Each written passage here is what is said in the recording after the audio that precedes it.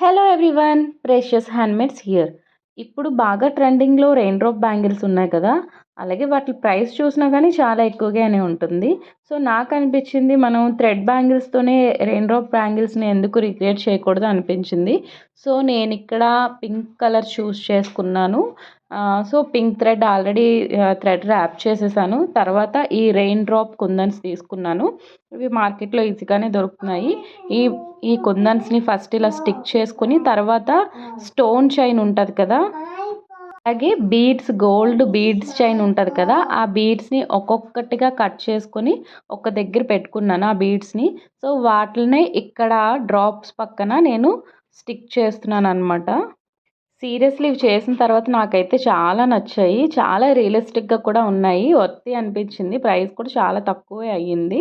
యాక్చువల్‌గా bangles చేయడానికైతే price తక్కువే అవుతది మెటీరియల్. కానీ మన ఎఫర్ట్ ఉంటది కదా, మన టైము అది మాత్రం చాలా ఎక్కువ టైం పడతది.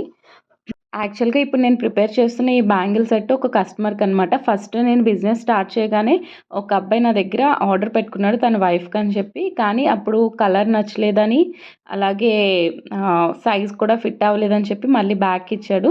సో నేను కూడా ఫస్ట్ ఆర్డర్ కదా అని చెప్పి నేను రీప్లేస్ చేశాననమాట. ఈ సెట్ ఇలా బ్లూ బ్యాంగిల్స్ చేశాను. మనం ఎలా అయినా వేసుకోవచ్చు, లేదంటే ఎలా అయినా వేసుకోవచ్చు.